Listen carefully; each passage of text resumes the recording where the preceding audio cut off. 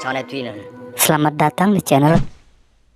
Buat kalian yang baru bergabung, jangan lupa klik tombol subscribe dan aktifkan lonceng notifikasinya agar tidak ketinggalan video-video terbaru dari channel ini.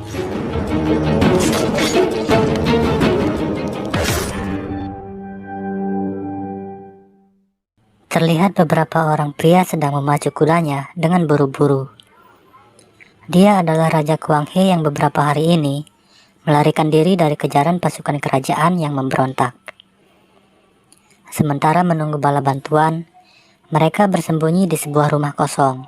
Tapi tiba-tiba, ribuan anak panah ditembakkan ke tempat persembunyiannya dan menewaskan beberapa pengawal yang setia. Taeyul yang selamat dari hujan panah, kemudian dengan gagah berani menghadapi para pemberontak sendirian. Guna menghindari korban yang tidak perlu, komandan pemberontak yang bernama Min Sung Ho kemudian menantang Taeyul untuk baiwan dengannya. Diketahui Taeyul dan Sung Ho dulunya merupakan pengawal pribadi dari Raja Kuang He.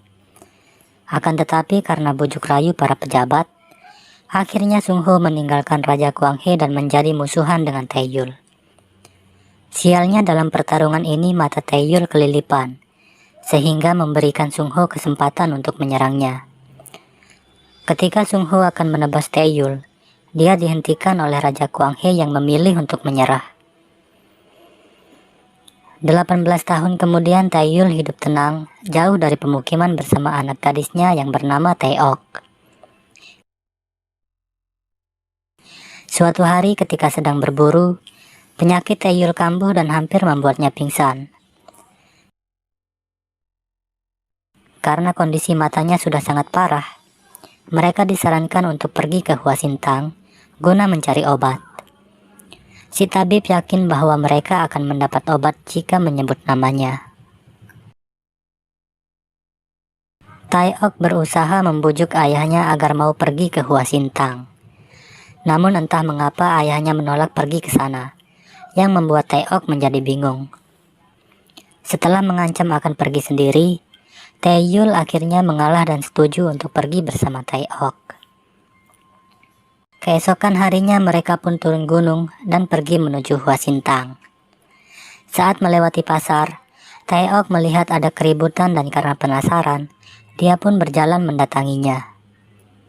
Ternyata keributan itu disebabkan oleh para pedagang budak yang sedang menjual istri dari salah seorang warga setempat. Semenjak pergantian kekuasaan, negara Joseon menjadi semakin lemah yang membuatnya tidak bisa bersaing dengan negara tetangga seperti Qing dan Ming. Para pedagang budak ini berasal dari negeri Qing dan dibekingi salah seorang kerabat kerajaan, sehingga para petugas keamanan tidak bisa berbuat apa-apa.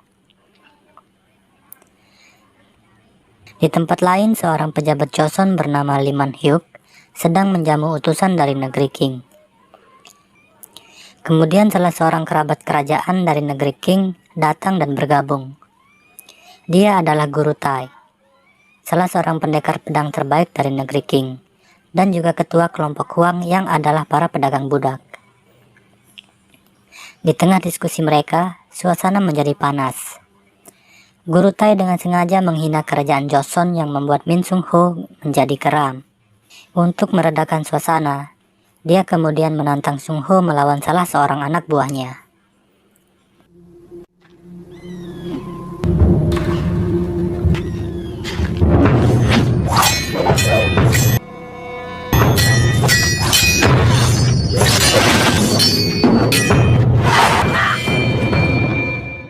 Duel dihentikan ketika pedang Sung Ho hampir menusuk leher lawannya. Guru Tai dan anak buahnya kemudian pergi meninggalkan perjamuan itu. Taeok yang telah tiba di Hua Sintang harus kecewa ketika pemilik Hua Sintang yang bernama Hua Son tidak memberi obat yang dibutuhkan ayahnya. Mereka pun pergi dengan kesal karena merasa telah ditipu oleh si tabib. Guru Tai datang ke Hua Sintang untuk menawarkan bisnis perdagangan budak kepada Hua Son. Namun Hua Son menolaknya secara halus. Merasa omongan Guru Tai semakin lama semakin ngaco, Hua Son kemudian pergi meninggalkannya. Malam harinya, Hwason dipanggil pejabat Lee untuk datang ke rumahnya. Pejabat Lee meminta bantuan Hwason untuk dicarikan seorang anak gadis guna dijadikan anak angkat. Hwason menyanggupinya dan berpikir jika Tae-ok adalah calon yang tepat. Keesokan harinya, Hwason mendatangi tempat Tae-ok menginap. Tae-ok terlihat kesal ketika melihat Hwason SKSD dengannya. Hwason mengatakan bisa membantu mendapatkan obat untuk ayahnya. Mereka kemudian pergi ke rumah pejabat Lee. Tae-yul yang baru pulang silaturahmi dari rumah teman lamanya tidak menemukan Tae-ok di penginapan. Setelah mengetahui bahwa Tae-ok pergi bersama Hwason, dia pun segera menyusulnya. Pejabat Lee menyampaikan maksudnya untuk mengadopsi Tae-ok. Dengan iming-iming akan diberi obat yang dibutuhkan ayahnya, Tae-ok dengan senang hati menerima tawaran pejabat Lee. Hwason dan Tae-ok kemudian pamit untuk pulang ke Hwasintang. Sung-ho yang baru tiba di rumah pejabat Lee terlihat terpana ketika berpapasan dengan Tae-ok. Bukan karena Tae-ok cantik atau Hwason yang mirip anggota Blackpink, melainkan karena ikat rambut yang dipakai Tae-ok tidak asing bagi Sung-ho. Pejabat Lee kemudian memberitahu Sung-ho bahwa Tae-ok adalah anak angkatnya. Saat tiba di Hwasintang, terjadi keributan yang disebabkan oleh anak buah guru Tae. Om-om ini menelanjangi pelayan wanita di sana dan memaksa melayani mereka. Hwason yang tidak bisa menahan amarahnya langsung menyerang bersama pengawalnya. Tapi melawan satu orang saja sudah membuat mereka tak berdaya. Tae-ok datang dan melempar si brewok dengan batu yang membuat pipinya terluka. Si brewok yang murka langsung menyerang Tae-ok, tapi tiba-tiba Tae-yul muncul dan mengatakan, namanya juga anak kecil. Dia kemudian meminta maaf kepada brewok atas perbuatan anaknya. Si brewok akan memaafkan Tae-ok jika Tae-yul minta maaf sambil berlutut. Tae-yul pun menuruti kemauan si brewok, tapi si gundul di belakang brewok langsung menyerang Tae-yul. Akhirnya Tae-yul menunjukkan kemampuannya. Si gundul dianiaya dengan hanya tongkat kecil yang dibawanya. Mereka pun hanya bisa tersipu malu karena telah menyinggung orang yang salah. Di kejauhan, Sung-ho yang melihat kemunculan Tae-yul kemungkinan sudah bisa menyimpulkan siapa sebenarnya Tae-ok. Di malam hari, Tae-yul kemudian menceritakan kebenaran tentang Tae-ok yang ternyata bukanlah anaknya. Tae-ok adalah putri dari Raja Kwang-he yang dulu dikudeta oleh para pejabatnya yang haus akan kekuasaan. Dan Tae-yul adalah pengawal yang dipercayakan untuk merawatnya. Tae-ok yang tidak ingin lagi menjadi beban bagi Tae-yul, akhirnya diam-diam pergi meninggalkan Tae-yul menuju rumah pejabat Lee. Tapi ternyata keputusannya ini adalah awal dari bencana bagi dirinya. Keesokan paginya, anak buah guru Tae menceritakan bahwa mereka telah dikalahkan oleh seorang pendekar misterius yang sangat hebat. Guru Tae yang penasaran langsung mengirim pasukan terbaiknya untuk menemukan pendekar misterius itu. Selanjutnya dia menugaskan si brewok dan kawan-kawan untuk mengundang Sung-ho ke tempatnya. Guru Tae tertarik dengan kemampuan pedang Sung-ho dan ingin agar Sung-ho bisa bergabung menjadi pengikutnya. Dia pun menawarkan harta, tahta, wanita bagi Sung-ho. Tapi Sung-ho yang setia pada tanah air beta menolak tawaran Guru Tae dan langsung pergi dari sana. Sebenarnya Sung-ho sangat kecewa dengan pemerintahan yang sekarang. Para pejabat terlalu mementingkan diri sendiri dan tidak memperdulikan rakyatnya. Lebih parah lagi, dana bansos pun mereka korupsi yang notabene-nya diperuntukkan bagi rakyat miskin dan kurang mampu. Sung-ho sangat menyesal telah membantu menggulingkan Raja Kwang-he. Dia pun memutuskan pensiun dari pemerintahan dan menjalani hidup apa adanya.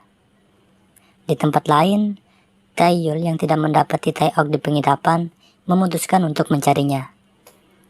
Saat melewati hutan, pasukan yang dikirim Guru Tae menyergap dan menyerangnya. Tae-yul yang sedang buru-buru tanpa basa-basi langsung membantai mereka. Utusan dari negeri Qing mendatangi Guru Tae dan memperlihatkan surat yang dikirim oleh pejabat Lee. Kurutai menjadi murka setelah mengetahui bahwa pejabat Li ingin dia mati.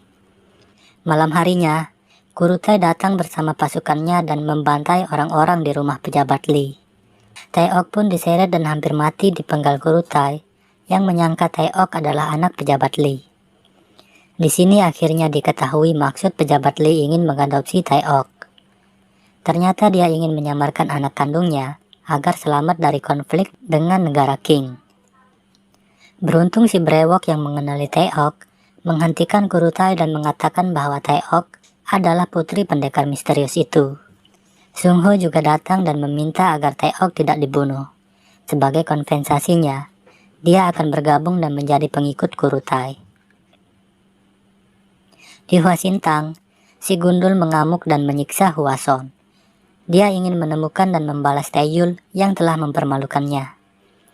Tidak lama kemudian Taeyul muncul dan langsung menghabisi si gundul tanpa perlawanan. Taeyul datang untuk mencari Taeok yang kemudian langsung diajak Hwason pergi ke rumah pejabat Li.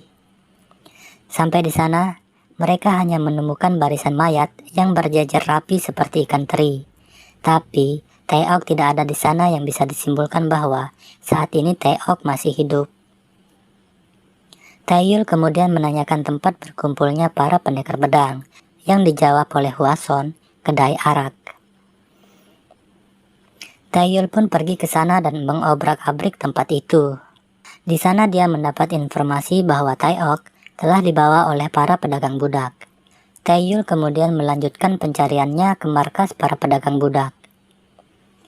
Tapi setelah melakukan pembantaian dan melepaskan para budak yang ditahan, dia tetap tidak menemukan Taeok. Beruntung ada salah seorang pedagang budak yang selamat dikarenakan ketika teman-temannya dibantai, dia sedang menunaikan hajatnya di semak-semak. Dia pun akhirnya membawa Taeyul ke lokasi Taeok dikurung, yang ternyata adalah rumah di mana utusan dari negeri Qing tinggal.